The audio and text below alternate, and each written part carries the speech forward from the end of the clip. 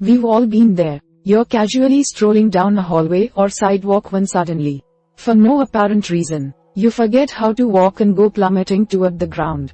Although most falls don't give you much time to think about what to do, there are some things you can quickly do to regain your balance the next time gravity works against you. There are also some exercises that can help you regain some lost stability resulting from aging or an injury or illness that has weakened your balance.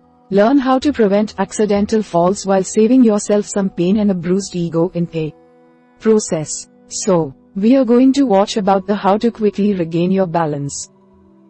Method 1. Catching yourself. First is plant your airborne foot. Unless you get knocked off your feet by a very strong force, you will likely still have one foot on the ground when you begin to fall. If possible, bring your airborne foot to the ground as quickly as possible. It is much easier to stabilize yourself on 2 feet than one. This might not be enough to save you from falling in situations where the ground is slippery, say, an icy sidewalk, or the ground is uneven or sloped. You are better off planting your foot a fair distance, 12 inches or more, away from your other foot. A wider stance provides more stability. Plant your airborne foot in the direction you are falling. If your center of gravity is moving forward, but you plant your foot behind you, this won't improve your balance. This may not be possible in sideways falls where your airborne foot is on the opposite side as the direction of your fall. Step 2. Squat down. Once you have 2 feet on the ground, bend at the knees and hips to lower your body toward the ground. This will lower your center of gravity, making it easier to stabilize yourself. This also uses your legs as shock absorbers to soften the impact to your joints of stumbling or falling. Make a conscious effort to bend at your waist and lean your torso opposite to the direction you are falling. This will further adjust your center of gravity and stabilize you. Just be sure not to overcompensate, as this could make you fall the other way. This step is most effective on flat ground, where you are most likely to be able to squat down quickly without hurting your knees. If you are a taller person, you may need to squat lower than someone who is shorter, as your center of gravity is naturally higher off the ground. Step 3. Use your arms to distribute your weight. Most people instinctively reach out when falling off balance to either grab a nearby object or counterbalance themselves against the direction of the fall. Sticking out your arms away from the direction your body is moving will help quickly offset your shifting center of mass. This way, you are fighting your body's tendency to let its mass be pulled down by gravity. Keep in mind that anything you might be holding onto when you lose your balance could end up going flying when you thrust out your arms. If possible, hold onto it for even greater counterbalancing potential. You'll need all the help you can get. This action is what gives falling people their signature flailing appearance. And you'll probably agree that it doesn't exactly look graceful. Nevertheless, it's better than the alternative. Step 4. Grab onto something sturdy. As mentioned above, your natural tendency when falling will be to reach out and catch yourself on something. Go with this. If you can get a hand on something stable enough to support you while you regain your balance, you are much more likely not to fall. You will, however, have to be lucky enough to be within reach of something when you begin to fall. Walls, trees, railings, fences, parked cars, and even other people are good examples of things sturdy enough to catch yourself on. Just be aware that another person might go down with you instead. Some things may seem stable enough to hold onto but may tip over once pulled or pushed on with force. This is usually not something you have time to evaluate when falling, but it is worth being aware of. This is another action that could carry the consequence of accidentally throwing or crushing whatever you're holding at the time, as your natural reflex will cause you to rapidly extend your arm while opening your reaching hand. Finally, adjust to uneven ground. Unfortunately, you will not always be standing on flat, smooth ground when losing your balance. If you are on stairs, boulders, or some other uneven surface when you begin to fall, you will need to adjust your balance recovery strategy. Here are a few things to consider. Plant your feet on surfaces or objects that are as even with one another as possible. This will keep you from pulling yourself off balance even more while trying to plant your feet. If this is not possible, bend your knees and hips to counteract the different ground heights you're standing on. In some cases, it might be best to transfer your landing into a jog or run instead of a stationary position.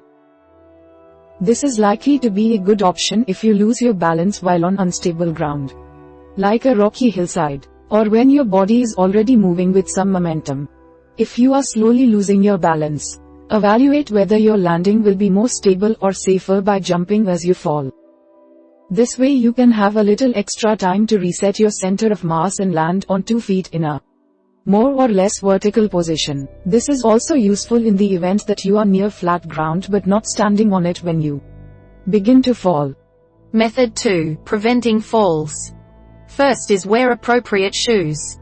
In some cases, being thrown off balance can be kept from turning into an actual fall by having on footwear suited to your activity. This is especially likely to prevent slips if you are involved in an activity that puts you at greater risk of losing balance. Chances are there is a shoe designed specifically for it that will improve your stability as much as possible. Obviously, not all falls occur during risky activities. You should not design your wardrobe or life around the relatively small chance that you could lose your balance at some point. Just be smart about your footwear when the situation calls for it. For example, don't wear sandals while walking on ice. Choose footwear that is not likely to actually cause a fall. Many loose-fitting shoes, including flip-flops and most other sandals, could cause you to lose your balance if they come off at an inopportune moment. Again, just don't wear loose shoes while playing sports or doing anything else that elevates your risk of falling. Step 2. Look before you leap. A lot of falls occur when the person simply isn't looking where they're going. Minimize your risk by watching your step, especially in slippery or dimly lit conditions. Being generally aware of your surroundings is good advice anyway, and will also help you more easily recover your balance if you do stumble. When walking or moving around at night, use a flashlight or headlamp, if the situation calls for it. Casting light on the ground in front of you will majorly decrease your likelihood of taking a spill. When walking downstairs, it is an especially good idea to look at the step in front of the one you're currently standing on. If you look at the spot where you intend to step, your brain will do a much better job of telling your foot where to go than if you just settle into a rhythm of bouncing down the steps. Step 3. Stay put when impaired. Sometimes people take medications or consume other substances that decrease their ability to maintain balance. If you are under the influence of alcohol or medications that cause instability and reduce reaction times, your best bet for reducing your chance of a fall is to minimize your movement. Especially if you are by yourself. This doesn't mean you need to sit in a padded recliner if you have had a few drinks. But try to avoid walking long distances or participating in activities that involve lots of moving around on 2 feet. Use extra caution when walking downstairs. This can be particularly dangerous if you have impaired balance. Finally, use handrails. Almost all staircases and other inclined pathways, such as ramps, have handrails along their lengths, often bolted to a wall or other sturdy structure, and for good reason. Hold on to these when moving down or up a steeply inclined path so you have an automatic safety net if you start to lose your balance. Gravity quickly takes over if you fall on stairs. Don't let it win. Slide your hand along the railing as you move down the stairway instead of taking it off completely. This minimizes the likelihood that you could fall while repositioning your hand. Check that the railing feels secure. If your railing is not stable or well attached, it won't do you much good if you use it to catch yourself. If it is not secure, use the one on the other side. If this is not an option, proceed cautiously. Method 3. Avoiding injury when falling. First is protect your face.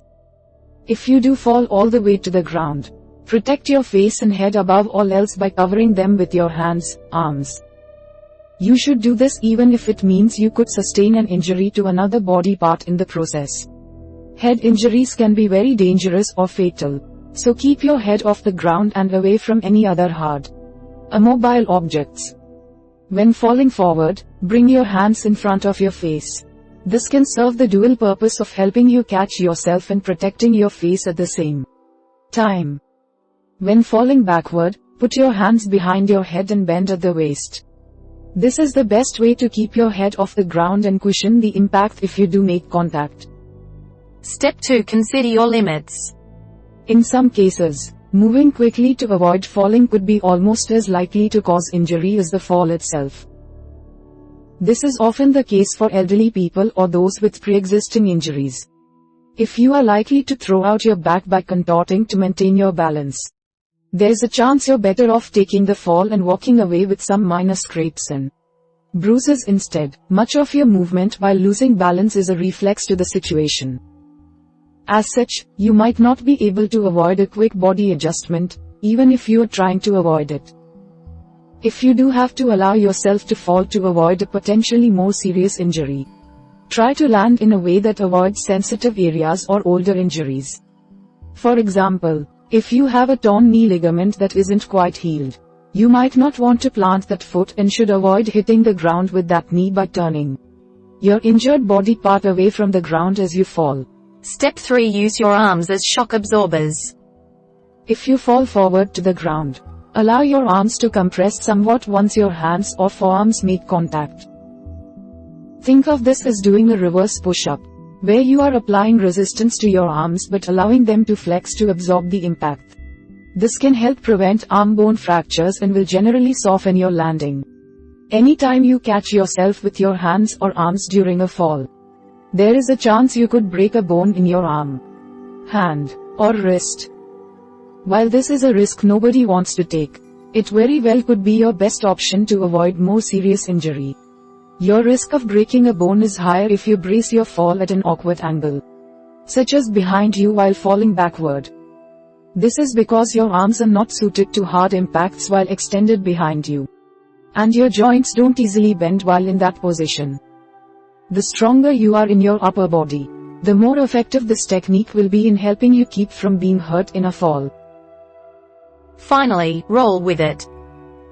If you fall to the ground with some momentum, such as if you trip while running or fall off a tall object, you might be able to minimize your risk of injury by letting yourself roll on the ground instead of trying to come to a sudden stop. If you try to do this, just make sure you are protecting your head and neck. Contact the ground with your hands first, then your upper back, shoulder blade area. Try not to roll past your feet, as this could cause you to land on your face and defeat the purpose of rolling with your fall. When rolling forward, or end over end, arch your back and duck your head while bending at the waist. The more you can make yourself into a ball shape, the more easily you'll roll. When rolling onto your side, or barrel rolling, keep your arms flexed and tucked in, with your hands over your face and your head ducked slightly forward. This will protect your face while keeping the back of your head off the ground. Method 4. Exercising to improve stability. First is improve your single leg stance. To do this, start by standing with your feet together, and look forward. If you can do that, close your eyes and hold it for 30 seconds. If you fall over or lose your balance, keep practicing until you can hold that position for 30 seconds. To avoid falling if you lose your balance, practice this exercise in a corner of a room so your back is against two walls. Once you can hold your stance for 30 seconds with your eyes closed, move to a tandem stance. To do that, put one foot in front of the other, heel to toe, but it's okay if they're spaced out a little wider. Make this harder by closing your eyes, as well. Step 2. Practice weight shifts. To do this, stand with your feet hip-width apart and slowly shift your weight from one side to the other, lifting your opposite foot off the ground and holding the position for as long as possible, up to 30 seconds, before switching to the other leg. Repeat this exercise as many times as you feel comfortable. Stand near a stable object or wall if needed so you can grab onto it for stability if you start to fall. Increase your repetitions to boost the difficulty of this exercise as your balance improves. Choose a slightly unstable surface to stand on, such as a pillow or a Bosu ball for an even greater challenge. Step 3. Do single leg balancing. To begin this exercise, stand with your feet hip-width apart and your hands on your hips. While staying upright, raise one foot off the ground and bend your knee so your raised foot is behind you. Hold this position for up to 30 seconds, then switch to the other foot. Repeat this exercise until you've done each foot several times. For an added challenge, you can try reaching your airborne foot to the side or in front of you without touching it to the ground. This forces your balancing muscles to engage as you shift your center of gravity away from your body. Stand on an unstable surface or attach weights to your ankles to make this exercise more difficult. Step 4. Do single-legged bicep curls. Begin this exercise by standing with your feet hip-width apart and grasping the dumbbell in one hand. Hold the dumbbell so that your elbow is bent at 90 degrees and your palm is facing upward. Lift one leg off the ground and hold that position for up to 30 seconds before repeating on the other side. Increase the difficulty of this exercise by gradually increasing the weight of the dumbbell. You can also try doing full bicep curls instead of keeping your elbow bent at 90 degrees. This will cause your muscles to constantly correct for the shifting weight. Try variations to this exercise, such as changing which leg you raise off the ground. It will be harder to lift the leg on the same side as the dumbbell. So work up to this if you can't do it when you first start exercising. Finally, walk straight lines heel to toe. You can work on improving your balance and test how far you've come by practicing walking in a straight line while placing one foot directly in front of the other with the heel of your front foot almost touching the toes of your back foot. Raise your arms to the side and hold them at shoulder height. Keep your eyes focused on a point far in front of you for added stability. Looking at your feet will make it harder to balance. Increase the difficulty of this exercise by moving very slowly or pausing with one foot in the air during each step. Turn around at some point along the line you've walked without breaking your posture and go back the other way. We hope it is useful to you. Please subscribe to our channel to upskill yourself.